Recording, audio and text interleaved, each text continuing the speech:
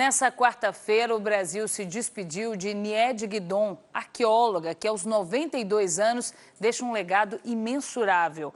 Responsável por revelar ao mundo as pinturas rupestres da Serra da Capivara, no Piauí, suas descobertas desafiaram teorias sobre o povoamento das Américas, sugerindo presença humana há mais de 40 mil anos. Foi fundadora do Parque Nacional da Serra da Capivara e do Museu do Homem Americano e dedicou a sua vida à ciência e à preservação cultural. O seu trabalho transformou a arqueologia brasileira e a Record News exibe agora um documentário com entrevistas exclusivas com Niede, frequentadores e pesquisadores da Serra da Capivara. Planaltos, serras, vales, cânions ancestrais e desenhos primitivos, herança de antigas civilizações. Estamos no Parque Nacional Serra da Capivara, no sudeste do Piauí. Um tesouro encravado no semiárido nordestino que deixa os visitantes com vontade de quero mais. Na realidade, nós estamos aqui pela terceira vez. O local é encantador e não tem como deixar de voltar aqui. Não tem foto que traduza a beleza, né? De forma alguma. E o conhecimento das pessoas, né? O que eles trazem pra gente. Não são só imagens, mas a história e como eles relatam e passam isso pra gente é fundamental pra gente entender o que é esse local, né?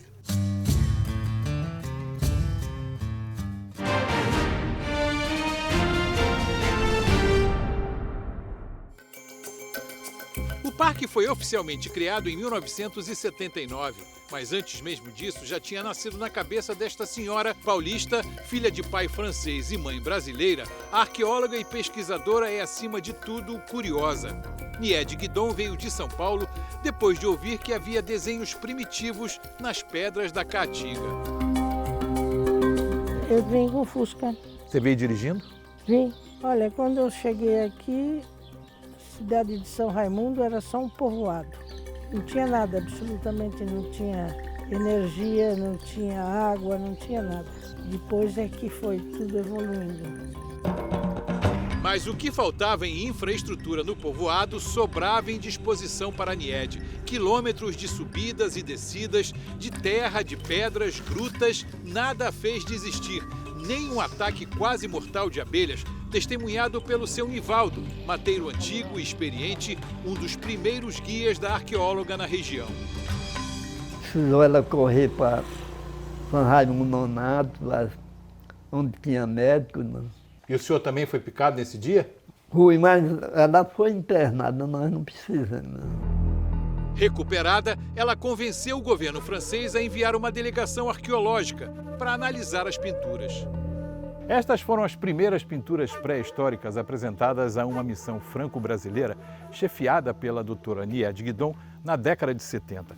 Pelo ineditismo dos desenhos, ela percebeu de imediato a necessidade de construir uma estrutura que ajudasse a conservar esse legado milenar. Começava a nascer aí na mente da doutora Niede o Parque Nacional da Serra da Capivara. Porque eu fiz arqueologia em Paris, conhecia todas aquelas pinturas da França, né?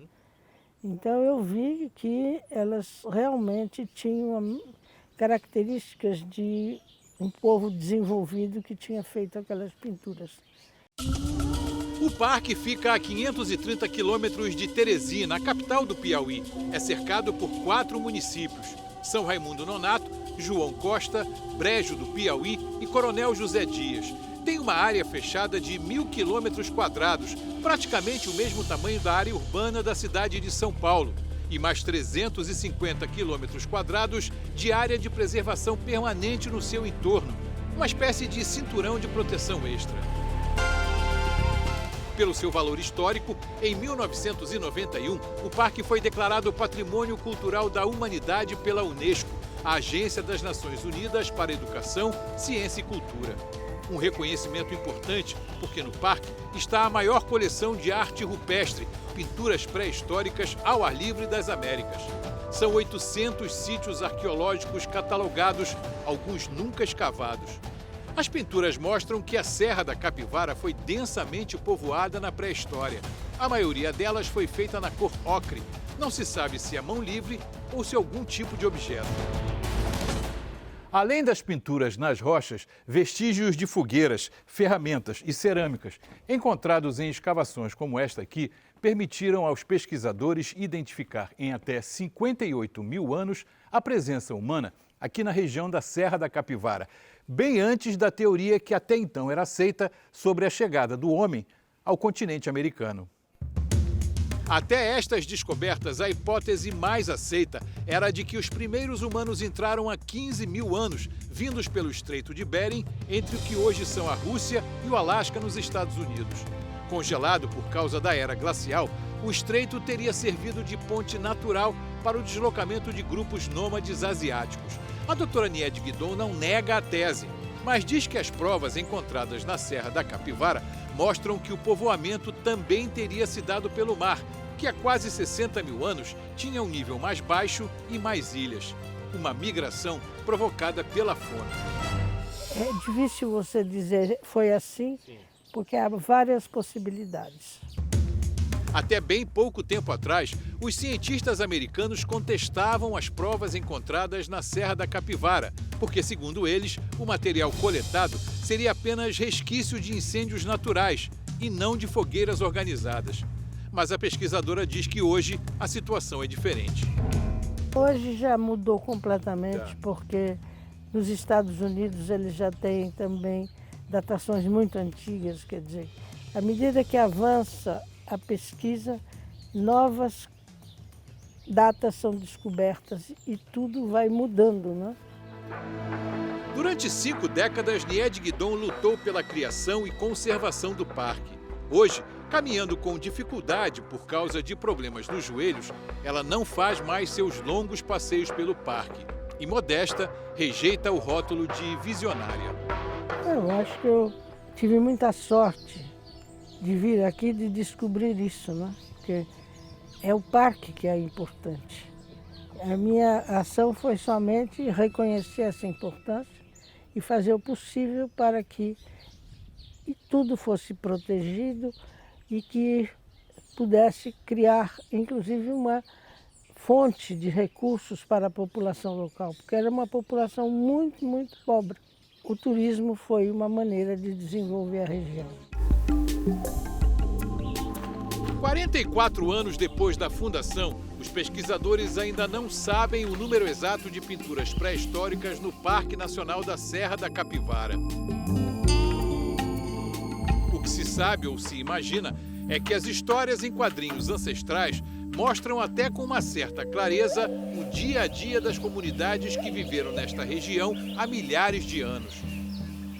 São representações de animais em movimento, emas, felinos, veados e capivaras que hoje já não existem no local.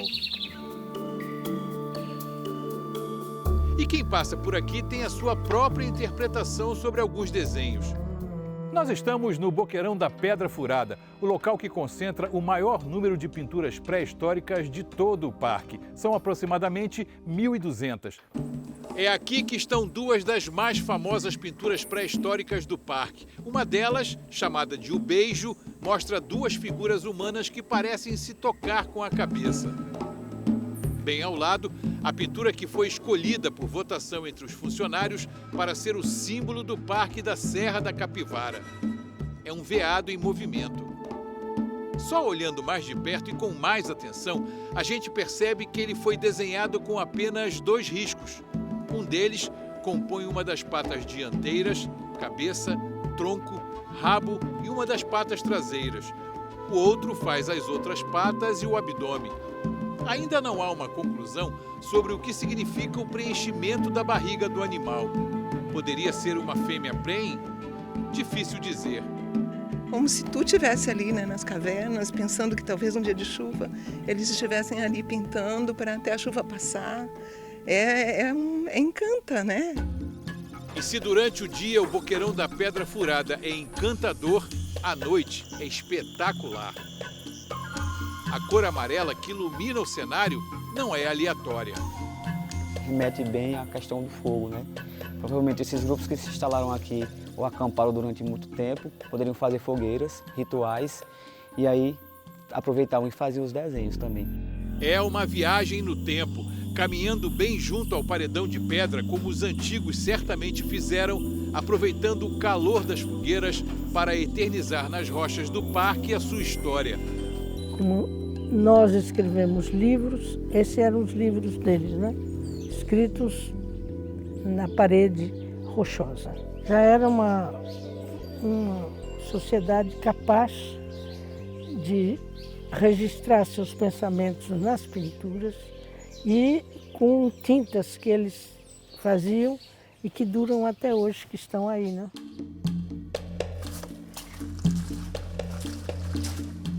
A Toca do Inferno não tem pinturas pré-históricas, ela vale muito pela beleza cênica. Mas há pelo menos 2 detalhes que merecem a atenção dos visitantes. Um deles é esse aqui, ó.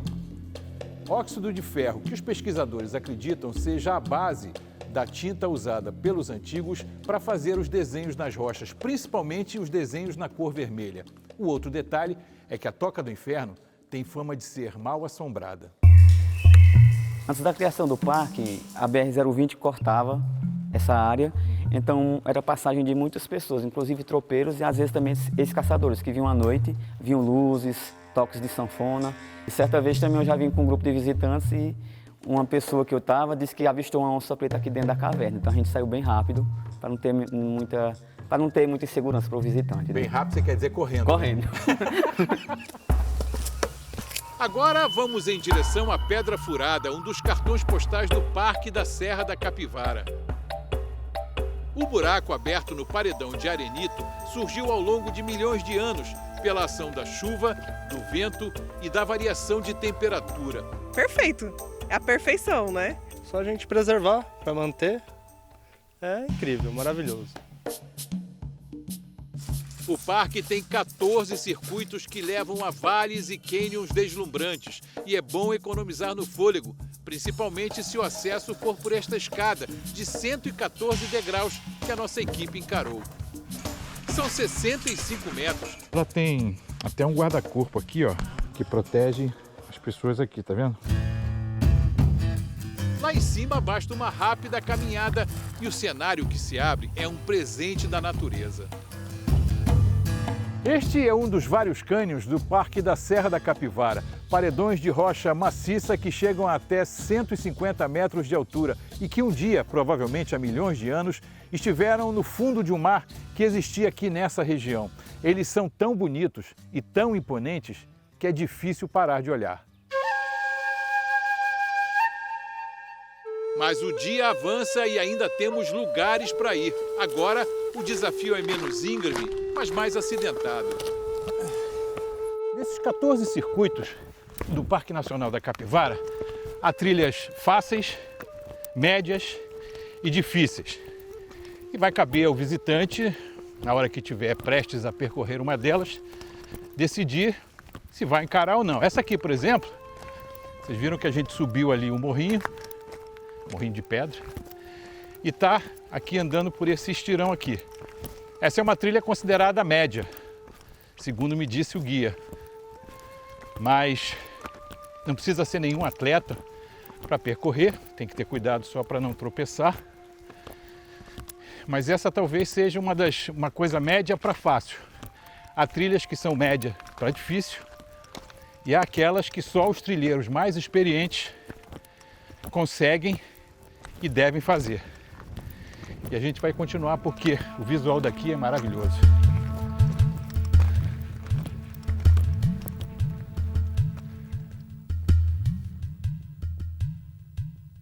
Estamos na ponta da serra, a 500 metros de altitude em relação ao nível do mar. Daqui de cima a gente consegue contemplar o circuito mais importante do Parque Nacional da Serra da Capivara, o Baixão da Pedra Furada.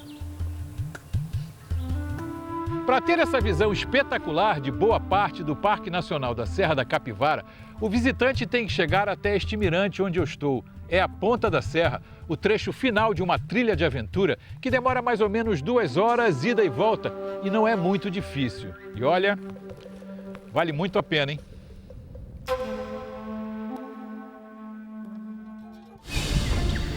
As aves são as mais fáceis de encontrar na Serra da Capivara. O pássaro preto, a jacutinga-açu, mas a maioria dos bichos só com um pouco de sorte. O veado catingueiro, por exemplo, se mistura na vegetação e quase escapa das nossas lentes. O cangambá é menos tímido, aparece com a família inteira, mas não gosta muito da nossa presença não e logo se esconde. Além da sorte, outro caminho são as armadilhas fotográficas dos pesquisadores. Graças a elas, instaladas perto de bebedouros naturais, a gente consegue ter noção da riqueza da fauna do parque e ter a chance de ver alguns animais raros e ameaçados de extinção, como o gato mourisco e a jaguatirica. As câmeras também mostram veados, porcos do mato e macacos prego, cuja habilidade de usar objetos de pedra e de madeira para quebrar frutos de casca dura já é conhecida dos cientistas. Mas na Serra da Capivara, os especialistas descobriram um comportamento diferente que ainda não foi observado em nenhum outro lugar. Aqui, os macacos prego também usam as ferramentas para cavar o solo atrás de raízes e tubérculos. E você pode até achar que eles são simpáticos, mas é melhor saber que os macacos prego não comem só frutas, insetos ou raízes. Pequenos animais também fazem parte da dieta deles. Este flagrante raro mostra um macaco prego devorando o que restou de um mocó, um pequeno roedor pouco maior do que um preá. É o único mamífero nativo da Caatinga. Ariscos estão sempre saltitando entre pedras, procurando refúgio em tocas e grutas. Apesar de ser a base da cadeia alimentar no parque, a presença deles é abundante e ninguém sabe ao certo por que existem tantos mocós, mas são uma preocupação para os pesquisadores e conservacionistas. Hoje, a presença humana já não é uma grande ameaça aos sítios arqueológicos do Parque Nacional da Serra da Capivara. Por aqui ninguém anda desacompanhado e os guias são também guardiões. Para os pesquisadores, o grande problema é essa mistura de fezes e urina deixada pelos mocós. Essa massa preta aí pode prejudicar as pinturas rupestres. A Ana Estela, do Instituto do Patrimônio Histórico, diz que já existe um estudo para tentar encontrar a solução. Para tentar até entender por que esses mocós têm um maior número em determinado sítio, em menor número em outro, qual o horário que esses mocós vão para esse sítio. Então, para você entender essa distribuição dessa população, né, desses animais, para depois a gente pensar numa medida o que é que se pode fazer. Para pelo menos minimizar. Minimizar, exatamente. Mais difícil ainda de se ver é o maior predador de toda a região do parque. A onça-pintada só aparece mesmo nas armadilhas fotográficas. No ano passado, uma fêmea e seu filhote foram flagrados numa caminhada noturna. Desde 2016, o parque tem investido no controle das onças pintadas, que num ambiente como a Caatinga não costumam ter uma grande população. O projeto de manejo das onças aqui na Serra da Capivara descobriu que existem 20 indivíduos que circulam pelo parque e essa população está estabilizada. Mas há milhares de anos, as onças deviam ser em bem maior número aqui na Serra da Capivara. Tanto é assim que em várias pinturas rupestres elas estão presentes. Essa aí é uma delas. Desde 2016 nós temos feito um trabalho de monitoramento com um sistema de telemetria satelital, né, que é usando o colar, um GPS desses indivíduos, se captura o indivíduo, põe o colar e vai fazendo o monitoramento. O que a gente tem observado durante esse período, que a densidade populacional da onça-pintada, ela está estável, ou seja, isso é muito importante para a conservação dessa espécie.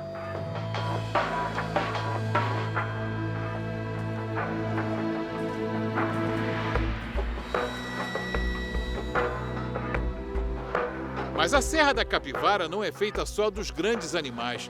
O parque também tem um micro-universo fascinante. A formiga tucandeira, de incríveis 5 centímetros, tem uma picada extremamente forte. Ela também é chamada de formiga-bala, porque quem já foi picado relata uma dor semelhante à de quem é baleado. Já a aranha-tarântula, maior e com um aspecto mais sinistro, tem uma picada menos dolorosa e não é venenosa para os humanos, mas os pelos podem provocar irritações na pele de quem é alérgico. Agora, vamos levantar a cabeça, olhar do chão para o alto destas árvores. A câmera se aproxima e mostra uma espécie de ninho feito de teias, sem nenhum movimento. Mas à medida que a noite se aproxima, uma estranha agitação toma conta do ninho. São aranhas do cerrado, também conhecidas como aranhas sociais. Elas vivem em colônias e fazem teias coletivas que cobrem as estradas de terra de uma ponta a outra. Para evitar que o vento destrua a teia, penduram pequenas pedras que servem de âncoras. Além de grandes, as teias são resistentes. Insetos e até pequenos pássaros acabam ficando presos. O sol já se escondeu e agora o céu está lotado de aranhas, parece que flutuam no ar. A lua surge e ajuda a fazer contraste com os pequenos pontos negros que circulam de um lado para o outro, num trabalho incansável de produção da arma que vai ajudar a alimentar parte da colônia. Já está escuro, temos que ir embora, mas com muito cuidado para não destruir as teias e arrancar as aranhas do seu habitat natural. Inevitavelmente, pelo menos uma aranha vai com a gente de volta para a cidade.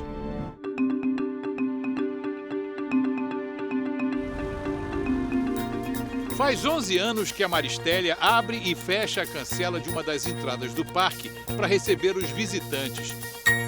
Uma rotina mais leve do que a que tinha antes. Trabalhava em todo qualquer serviço que aparecesse, em casa de família, né? Mas em casa de família mesmo. E é bom, é uma grande honra receber muitos turistas que vêm de muitos lugares, muito bom. A companheira de guarita, Marcileide, está há mais tempo no parque e lembra bem do que estava fazendo há 17 anos. Cortando cana. Aonde? Em Nova Granada, São Paulo. Solzão, assim, quente, muito quente, você não tinha sombra para você almoçar. Muito triste a vida de cortador de cana. Não é bom, não. As duas vigias são exemplos do que aconteceu neste pedaço do sudeste do Piauí. A criação do parque modificou a vida dos moradores dos municípios que ficam ao redor. Edu é irmão de Ramira, que é casada com Evair, irmão de Ari, que é pai do Tiago. Em comum, a profissão de guia. Hoje é o melhor emprego da vida, assim. Muito bom trabalhar aqui. O Tiago está só começando, mas revela a influência do pai. Tiago, fala sério. Teu pai te obrigou a seguir ou você gostou dele? Não, ele não me obrigou, não. Eu queria seguir os passos dele mesmo. Eu gostava da experiência de conhecer gente nova. O turismo ainda não é a principal fonte de recursos de São Raimundo Nonato, mas a cidade está se preparando para atender cada vez melhor os turistas. Apesar do Parque Nacional da Serra da Capivara ocupar parte do território de 4 municípios, São Raimundo, o maior deles em população, é o que oferece a melhor infraestrutura para os visitantes. Comparando fotos antigas, a gente vê o quanto a cidade cresceu e se tornou a principal porta de entrada para o parque. São Raimundo eu vejo como a cidade-mãe, porque ele é onde se tem mais estrutura bancária, de hotelaria, restaurantes, e é onde consegue, né, dar esse suporte maior para o parque. Hoje a gente tem uma noção que os restaurantes já trabalham pensando no parque, tem cozinheira que faz desenhos voltados ao parque. Raimunda Valdira, a Dirinha, é dona de um restaurante e adora enfeitar salgados e doces com as pinturas pré-históricas. O parque e as pinturas da serra são, assim, minha inspiração. Ali mesmo, na nossa frente, Dirinha mostra sua arte, que ela pretende manter e aperfeiçoar por muito tempo. Eu amo de paixão e agradeço muito a Deus por esse dom, por Ele ter me aberto o horizonte para isso aqui. Eu costumo dizer que o fogão é meu horizonte. É para o futuro que quem mora aqui está mirando e o parque influencia em tudo. Dá uma olhada no formato do aeroporto de São Raimundo Nonato, que recentemente passou a receber voos comerciais. Visto de cima, é o símbolo do parque, tudo para melhorar o turismo. E a cidade recebeu ainda um campus da Universidade Federal do Vale do São Francisco, com o único curso de graduação de arqueologia do país. O parque também trouxe benefícios à cidade de Coronel José Dias. A população diretamente se beneficia pelo fato de o município ser a porta de entrada do parque, né? Então, automaticamente supermercados, os guias, ou seja, todo o trade turístico, mesmo pequeno do município, ele acaba se beneficiando disso, né? Então, o dinheiro circula e o município só tem a ganhar com o parque, né? Foi com a circulação do dinheiro e a geração de renda que a Paula conseguiu construir esta pousada. Isso porque ela ouviu do pai um conselho que hoje mais parece uma profecia, feita num tempo em que não se tinha ideia da importância de tudo que a Serra da Capivara oferece. Ele não deixava a gente tocar nas pinturas, ele dizia, ó, aqui vai chegar gente para estudar isso aqui vai ser o futuro de vocês, eu não vou alcançar, mas isso aqui vai ser o futuro de vocês. Hoje eu me sinto uma herdeira para a história, que é do que eu vivo, né, do parque.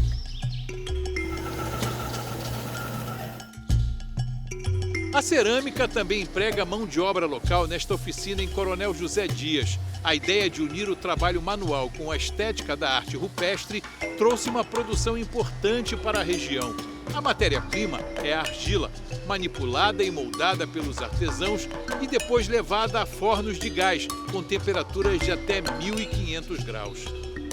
Na época da criação da oficina, um ceramista japonês foi contratado e passou 2 anos aqui ensinando como transformar argila em cerâmica vitrificada, uma arte que o Japão detém há milênios. Hoje, a oficina produz de 10 a 12 mil peças por mês, muitas delas exportadas para países como Estados Unidos, Itália e França. A oficina também envia peças para lojas de varejo brasileiras. Das 44 pessoas que trabalham aqui, 41 são homens, mas a coordenadora Girleide garante que é uma casualidade. Naturalmente os homens foram aprendendo a ser ceramistas, desenhistas e viraram bons artistas. A Jéssica é uma das 3 mulheres da oficina. Ela começou a trabalhar para ajudar a família e já tem planos para o futuro. Fazer um curso, me profissionalizar em alguma área, um turismo, arqueologia. Eu não quero sair do meu lugar. Não quer não? Não. Você não pensa em ir para a cidade grande não? Não. Por quê? Porque aqui é tranquilo. Eu gosto da minha vida tranquila aqui. O parque pra gente aqui é como se fosse tudo. Nossa renda é tudo daqui, nossa cultura é tudo daqui. É muito importante o parque pra gente. Durante 5 décadas, Nied Guidon e seus companheiros de jornada lutaram pela criação e conservação do parque.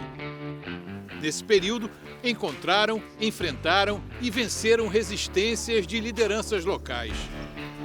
Alguns políticos nunca entenderam nada disso, né? Achavam e diziam que não tinha nenhuma importância, que era um trabalho dos bichos que moravam aqui antes. Porque eles chamavam os homens pré-históricos de bichos.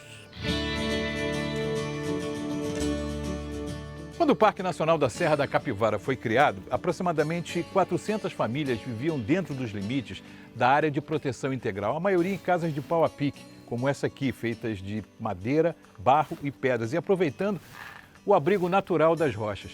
Essas pessoas foram despejadas e realocadas para outras áreas. E aí surgiu um impasse. Como um parque que se importava tanto com a pré-história ia ignorar a história recente dos povos da região. Tem algumas pessoas, principalmente os mais novos, que vê que foi importante, que gerou renda, gerou até uma melhoria de vida, vamos dizer assim, para o pessoal, que a vida era bem difícil naquela época. Mas tem outras pessoas que são os mais antigos que vê até hoje o parque como uma coisa ruim. Esta ONG criou um centro de pesquisa e memória dos povos da Serra da Capivara e tem atividades extracurriculares lúdicas para os estudantes da região, que aprendem a importância de ter o parque tão pertinho. Porque eu tenho um sonho de um dia, quando eu estiver mais velha, trabalhar no parque. E o que você vai querer ser no parque? Guia. Guia? Por que você acha que ser guia é legal? É porque eu tenho muito orgulho de ter o parque na minha cidade. As crianças também têm aulas de vida com os mais velhos. Dona Maria celebra com alegria e sabedoria os 101 anos de idade. Eu nunca bebi bebida nenhuma, nunca fumei. Só dancei muito quando eu era moça de 15 anos.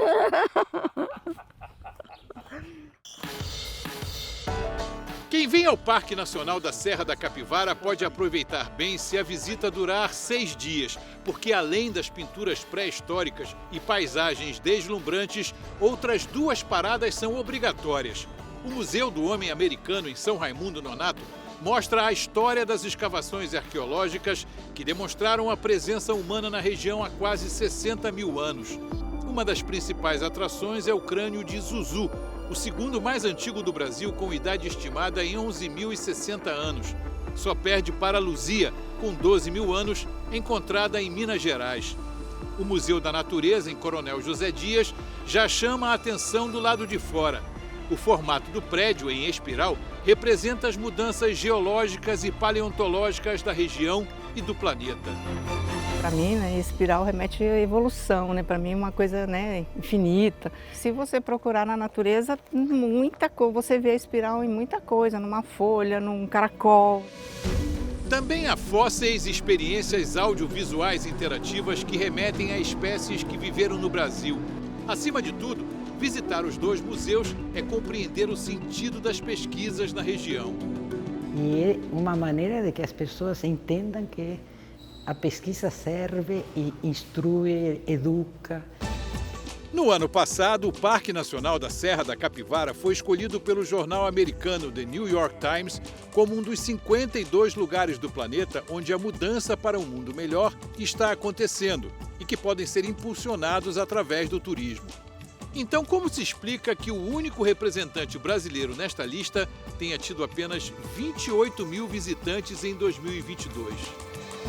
Veja, é uma pergunta que nós também nos fazemos, porque dada toda essa relevância, é um dos parques mais bem preservados do mundo. E o que acontece que no resto do mundo é que quando um local é declarado Patrimônio da Humanidade, há realmente um aumento do turismo na região e tudo. Aqui não houve muito por causa da dificuldade de acesso. Agora já temos muitas estradas, tem inclusive um aeroporto que foi inaugurado agora. Desde dezembro, o aeroporto recebe 2 voos semanais. Pode ser a porta de entrada para um volume maior de visitantes. Os patrimônios da humanidade no mundo recebem milhões de turistas. Aqui não chegou nunca a isso, não é? Mas se desenvolveu um pouco. Hoje já tem mais hotéis, já tem mais possibilidade, né? E vamos ver se isso vai continuar se desenvolvendo mais.